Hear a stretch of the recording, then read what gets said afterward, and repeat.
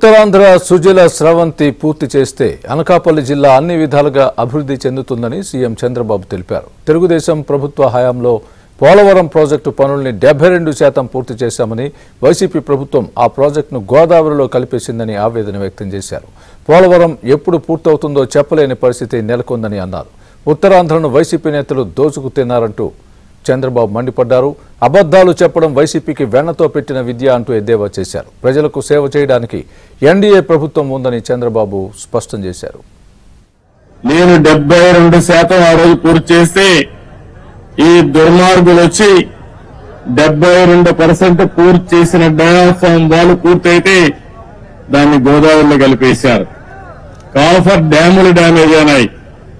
2021 జూన్కు నీళ్లు రావాల్సిన పోలవరం ఇప్పుడు ఎప్పుడు వస్తుందో చెప్పలేని పరిస్థితి తీసుకొచ్చారు. ఏదేమైనా పోలవరం ఈ రాష్ట్రానికి ఒక వరం. ఉత్తరాంధ్ర సుజల స్రవంతి పూర్తి చేసుకుని పోలవరం ద్వారా గోదావరి నీళ్లు మనం తెచ్చుకోగలిగితే ప్రతి ఎకరాకు నీళ్లు ఇచ్చే అవకాశం వస్తుంది. కరువు అనే సమస్య ఉండదు. అందుకనే ఈ రోజు ఇక్కడికి వస్తానని ఒకటే ఆలోచించాను. పురుషోత్తపట్నం లిఫ్ట్ ఇరిగేషన్ పెట్టాం. ఇంకో పక్కన అక్కడనే పుష్కర లిఫ్ట్ కూడా ఉంది.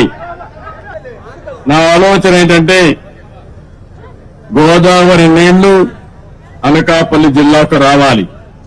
గోదావరి నీళ్లు వస్తున్నాయి కానీ విశాఖపట్నం పూర్తిగా తాగేదానికి కానీ పొలాలకు కానీ నీళ్లు ఇచ్చే పరిస్థితి రావాలి. అందుకే ఈ రోజు కూడా పోలవరం పూర్తి కావాలంటే కొంచెం సమయం పడుతుంది కానీ అది పూర్తయ్యే లోపల పురుషోత్తపట్నం పుష్కర లిఫ్ట్ ఇరిగేషన్ల ద్వారా ఒక 2500 క్యూసెక్స్ ఆఫ్ వాటర్ ని ఈ ప్రాంతానికి తీసుకొచ్చే అవకాశం ఉంది. విశాఖ స్టీల్ ప్లాంట్ ఎవ్వరూ ఆలోచించలేదు. మేము దాన్ని ఈ విధంగా కాపాడుకోవాలని మేము ఆలోచిస్తున్నాం. ఈ పనికిరాని పార్టీ ఒకటి ఉంది, అబద్దాల పార్టీ. ఆ పార్టీనే అబద్దాల ఫ్యాక్టరీ. అది వాళ్ళ కడుపు అంతా అబద్దాలు అంటే ఆ పొట్ట నిండా అబద్దాలు తప్ప ఏమీ ఉండవు వాళ్ళకి. వాళ్ళు చెప్తున్నారు ఎప్పుడో వాళ్ళ కళ వచ్చిందంట, నేను ఒప్పుకున్నానంట ప్రైవేటైజ్ చేయడానికి. ఎన్నోసార్లు చెప్పా. తెలుగు వారి ఆత్మగౌరవం కోసం పోరాడినటువంటి ఫ్యాక్టరీ ఇది. ఆంధ్ర తెలంగాణ ఉంటే విశాఖ ఆంధ్రుల హక్కుని ప్రాణత్యాగాలు చేసి ఆందోళన చేసి ఈ ఫ్యాక్టరీని సాధించుకున్నాం.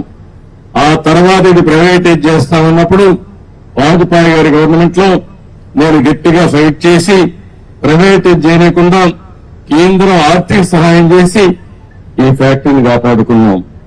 ఇప్పుడు కూడా ఏ విధంగా కాపాడుకునే బాధ్యత తీసుకొస్తాం. దారంతా చెట్లు కొట్టేశాడు, అవునా కాదా?